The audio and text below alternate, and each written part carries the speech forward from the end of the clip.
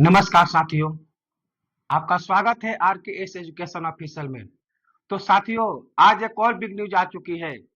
बहुत दिनों से एस्टेट को लेकर लड़के को भरमाया जा रहा था बिहार सरकार द्वारा, लेकिन आज जब सभी लड़कों ने पटना में आंदोलन किया तो उसका असर सीधे देखने को मिला। और उसी आंदोलन का परिणाम है कि एस्टेट का फाइनली फॉर्म भरना स्टार्ट हो गया है और फॉर्म फिलअप भी होने लगा। तो चलो आज इसके बारे में हम चर्चा करते हैं। कब लास्ट डेट है, कब स्टार्टिंग होने वाला है, फी क्या लगेगा। तो चलो साथियों, आज हम इसके बारे में चर्चा करते हैं। तो, तो साथियों, स्टेट का फाइनली फॉर्म फिलअप भरना आज से स्टार्ट हो चुका है और जो एप्लीकेशन स्टार्टिंग का डेट है वो आज ही से यानी 19 सितंबर 2025 से स्टार्ट हो गया है। अब देखते हैं कि लास्ट डेट कब है इसका। तो लास्ट डेट 27 सितंबर 2025, मतलब कि 27 सितंबर 2025 तक आपके पास फॉर्म भरने का समय है। टोटली आपके पास 9 दिन का समय दिया गया है। और फी पेमेंट लास्ट डेट, बहुत से लोग क्या करते हैं, रजिस्ट्रेशन तो कर देते हैं, फॉर्म भर देते हैं, लेकिन पेमेंट नहीं कर पाते हैं। तो लास्ट पेमेंट करने का डेट भी 27 सितंबर 2025 की है। मतलब जिस दिन इसका फॉर्म भरना लास्ट होगा उस दिन तक वो पेमेंट करना होगा। अगर कोई भी कैंडिडेट पेमेंट नहीं करता है तो उसके फॉर्म को सबमिट नहीं किया जाएगा। उसके बाद देखते हैं एग्जाम डेट। एग्जाम डेट तो पहले से ही बता दिया गया था कि 4 से 24 अक्टूबर 2025, 4 से 24 अक्टूबर 2025 तक एग्जाम चलेगा इसका। और रिजल्ट कब जारी होगा? 1 नवंबर 2025 को इसका रिजल्ट जारी होगा, 1 नवंबर 2025 को। अब देखते एप्लीकेशन फी क्या है। एप्लीकेशन फी ध्यान से देखिएगा, यहाँ बहुत से लड़के गलती करेंगे और उसका परिणाम क्या होगा कि उसको ज्यादा पैसे भुगतान करने पड़ेंगे। फॉर्म भरने के लिए जहां कम लगना चाहिए वहां ज्यादा पेमेंट कर लेंगे, क्योंकि यहाँ अक्सर गलती साइबर कैफे वाले भी करते हैं। तो फी पेमेंट पर ध्यान से देखिए कि फी पेमेंट कितना लगेगा। तो general, EWS, BC, EBC and other state के जो भी मेल फीमेल कैंडिडेट है उनके लिए दो पेमेंट है। अगर देखिए पेपर वन और पेपर टू, दो इसमें होगा। दो पेपर है, पेपर वन है और पेपर टू है। अगर कोई केवल पेपर वन के लिए भरना चाहता है तो इसके लिए 960 रुपया देना होगा। अगर एस सी एस टी और पीडब्ल्यूडी ये भी अगर केवल एक बार भरना चाहते हैं, या पेपर वन भरे या पेपर टू भरे, तो इनको देना पड़ेगा 760 रुपया। यहाँ गौर से देखिएगा, general, EWS, BC, EBC and other state, general, EWS, BC, EBC and other state के कोई भी कैंडिडेट अगर केवल एक पेपर भरता है, या पेपर वन भरे या पेपर टू भरे, तो उसको 960 रुपया। और एस टी और पीडब्ल्यूडी कैंडिडेट को 760 रुपया देना होगा, चाहे वो पेपर वन भरे या पेपर टू भरे। अगर कोई पेपर दोनों भरे, पेपर वन भी भरे और पेपर टू भी भरे, यहीं पर खेला होने वाला है पेमेंट में। अगर पेपर वन और पेपर टू दोनों भरना है, अगर एक ही साथ, मतलब दोनों साथ में बथ में दोनों पेपर ज्वाइंट में भर रहे हैं, तब तो इनके लिए 1440 रुपया देना होगा। किसको? General, EWS, BC, EBC other state के कैंडिडेट के लिए।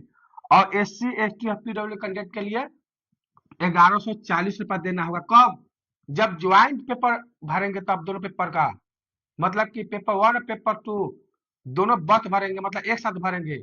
अगर कहीं कैंडिडेट गलती कर दिए कि एक बार पेपर वन भरे फिर पेपर टू भरे, तो उनके लिए अलग अलग फी लिया जाएगा, सिंगल सिंगल। अगर सिंगल सिंगल भरने जाओगे तो यहाँ कितना लग जाएगा? 1920 रुपया लग जाएगा। वो कहाँ 1920 है, कहाँ 1440। कितना लग डिफरेंस हो रहा है? लगभग 480 रुपए का आपके पास डिफरेंस हो रहा है। वही इनको 760 के जगह 1140 जगह कितना कितना देना पड़ेगा? 760 और 760, मतलब कि 1520 रुपया, मतलब 480 रुपया। 480 रुपया सीधे एक्स्ट्रा देना पड़ेगा। तो जिस भी कैंडिडेट को अगर दोनों पेपर भरना हो तो एक साथ भरिए ताकि आपका पैसे बच सके। अब आगे देखते हैं किसका क्वालिफिकेशन क्या है। तो क्वालिफिकेशन, अगर किसी को पेपर वन भरना है तो उसके लिए आपके पास graduation plus BEd, BEd, BSc BEd होना चाहिए। मतलब कि ग्रेजुएशन के साथ आपको बीएड, बीएड बीएससी बीएड आपके पास होना चाहिए। अगर कोई पेपर 2 भरना चाहता है तो उसके पास क्या होना चाहिए? तो मास्टर डिग्री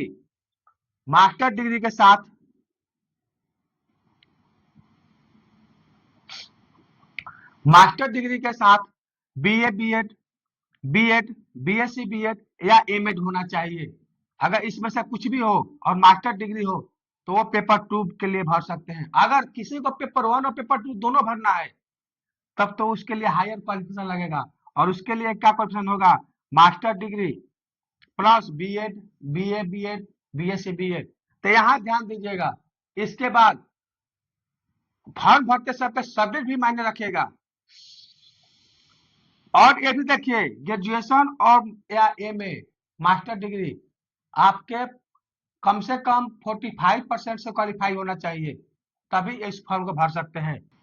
चलो अब एज की गणना देखते हैं। एज की गणना कब से होगी? तो एज की जो आपकी गणना होगी 1 अगस्त 2025 से गणना होगी। मतलब कि 1 अगस्त 2025 को आपका न्यूनतम एज 21 वर्ष होना चाहिए और अधिकतम एज आप जिस कैटेगरी में आते होंगे उसके हिसाब से होना चाहिए।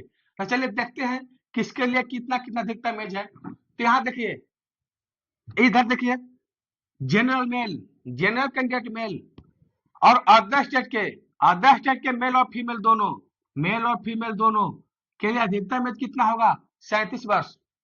मतलब कि जो जनरल मेल है और अदर स्टेट के चाहे मेल हो फीमेल हो उसके लिए अधिकतम एज 37, न्यूनतम एज 21 वर्ष। उसके बाद बीसी ईबीसी मेल और फीमेल दोनों, और बीसी ईबीसी किसको मिलेगा? आरक्षण किसको मिलेगा? जो बिहार के निवासी है। तब बीसी और ईबीसी के मेल फीमेल दोनों, और जनरल कैंडिडेट मतलब यूआर जनरल कैंडिडेट की केवल फीमेल, जनरल कैंडिडेट की फीमेल, यूआर समझ आता है इसको जनरल लिख देते हैं।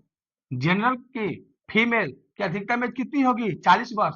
यानी वो बीसी ईबीसी और जनरल कैंडिडेट की महिलाएं उसको कितनी होगी? अधिकतम एज 40 वर्ष होगी। उसके बाद एससी और एसटी मेल हो या फीमेल इसकी अधिकतम एज कितनी होगी? 42 वर्ष। तो यहाँ जो एज में जो आप जिसको भी आरक्षण मिल रहा है, छूट मिल रहा है, वो केवल बिहार के निवासी को मिलेगा। अदर स्टेट के या मेल फीमेल हो या अपने स्टेट में हो कुछ भी हो, लेकिन अदर स्टेट आते हैं कैंडिडेट का बिहार में तो उनको सीधे जनरल से काउंट किया जाएगा। तो चलिए ये तो हो गया। डॉक्यूमेंट की बात करते हैं कि आखिर इस फॉर्म को भरने के लिए आपके पास क्या क्या डॉक्यूमेंट होना चाहिए। तो सबसे पहले एजुकेशन क्वालिफिकेशन सर्टिफिकेट है, मार्कशीट। आपके पास जो भी इसके लिए एजुकेशन क्वालिफिकेशन होना चाहिए उसका सर्टिफिकेट और मार्कशीट। यानी कि ग्रेजुएशन, अगर पेपर 1 भर रहे हैं तो आपके पास ग्रेजुएशन होना चाहिए, प्लस में BEd BA BEd BSc BEd होना चाहिए। अगर पेपर 2 भर रहे हैं तो ग्रेजुएशन लगेगा, मास्टर डिग्री का सर्टिफिकेट लगेगा, मैट्रिक का लगेगा, मतलब इसके नीचे का आपका सब लगेगा, मैट्रिक का, इंटर का। उसके बाद पेपर 1 के लिए ग्रेजुएशन लगेगा। अगर पेपर 2 भर रहे हैं तो मास्टर डिग्री लगेगा, पीजी का लगेगा। उसके साथ में आपके पास बीएड या बीए बीएड या बीएससी बीएड या आपके पास एमए एमएड होगा तो आपको एक डॉक्यूमेंट देना पड़ेगा। मतलब कि कम से कम तो आपका न्यूनतम जो क्वालिफिकेशन है उसमें 10th का 12th का और ग्रेजुएशन और बीएड लगेगा ही। उसके बाद में पेपर 2 भरना चाहते हैं तो ग्रेजुएशन तो लगेगा ही, इसके बाद एक और लगेगा मास्टर डिग्री का कोर्स। उसके बाद देखते हैं आवासीय प्रमाण पत्र केवल बिहार के निवासियों के लिए, क्योंकि इसी से निर्धारण होगा कि आपका बिहार के निवासी है या नहीं है। तो जिसको भी अगर एज में आरक्षण लेना है, ये पासिंग मार्क में आरक्षण लेना है तो उसको आवासीय प्रमाण पत्र देना होगा कि हम बिहार के निवासी हैं। उसके बाद जाति जाति एनसीएल ईडब्ल्यूएस भरने से इसमें कोई फायदा नहीं है। तो इससे अच्छा है कि जो भी ईडब्ल्यूएस कैंडिडेट है वो सीधा ईवा डाले, जनरल से डाले, क्योंकि इसमें ईडब्ल्यूएस के लिए अलग से कोई वैकेंसी आया कोई छूट कुछ नहीं है। सीधे वैसे हम सलाह देंगे कि जो भी ईडब्ल्यूएस कैंडिडेट है वो ईडब्ल्यूएस ना चूज करके सीधे जनरल चूज करे। उसके तो क्या लगेगा? जाति मतलब जिसके पास एसटी एससी सर्टिफिकेट होगा, जो एसटी एससी होंगे वो अपना जाति प्रमाण पत्र देंगे। जो बीसी ईबीसी के कैंडिडेट होंगे वो अपना एनसीएल प्रमाण पत्र जमा करेंगे, और जिसको ईडब्ल्यूएस अगर देने का मन हो तो ईडब्ल्यूएस सर्टिफिकेट दे सकते हैं। चलिए पासिंग मार्क क्या है? तो passing mark general plus other state के मेल और फीमेल दोनों के लिए। पासिंग मार्क में देखिए जनरल के केवल मेल और अदर स्टेट के मेल और फीमेल दोनों के लिए 50% लाना होगा। मतलब कि टोटल जो आपका है 150 मार्क्स का होता है, तो इसका 50% अगर जनरल मेल है और या अदर स्टेट कैंडिडेट है तो आपको 50% पासिंग मार्क लाना होगा। उसके बाद बीसी केवल मेल के लिए है, ये बीसी के लिए 45.5% आपका मार्क्स लाना होगा तो आप पास होंगे। ईबीसी केवल मेल के लिए 42.5%।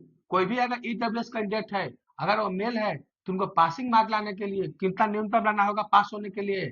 42.5% आपको मार्क्स लाना पड़ेगा। अगर वही बीसी के है तो 45.5% लाना होगा। उसके बाद देखते हैं एसटी, एससी और फीमेल। फीमेल और कैटेगरी की हो, किसी का नहीं, बस वो बिहार के निवासी होना चाहिए। एसटी, एससी और फीमेल, फीमेल किसी भी कैटेगरी का हो, केवल बिहार के निवासी होना चाहिए। उनके लिए पासिंग मार्क रहेगा 40%, ओनली 40%। मतलब कि कोई भी महिलाएं हो, केवल बिहार के निवासी होना चाहिए, तो उनके लिए पासिंग मार्क 40% है। और एससी एसटी कैंडिडेट के लिए पासिंग मार्क 40% है। तो हम तो आपको जो स्टेट का जो फॉर्म भरने जा रहे हैं उसके बारे में हम चर्चा किए, जो मेन जानकारी था आपको दे दिए। इसके बाद हम अगले वीडियो में लेकर आ रहे हैं कि सब्जेक्ट कॉम्बिनेशन क्या डाले, सब्जेक्ट कॉम्बिनेशन क्या रहेगा। नहीं तो बहुत से लड़के ये गलती कर देते हैं कि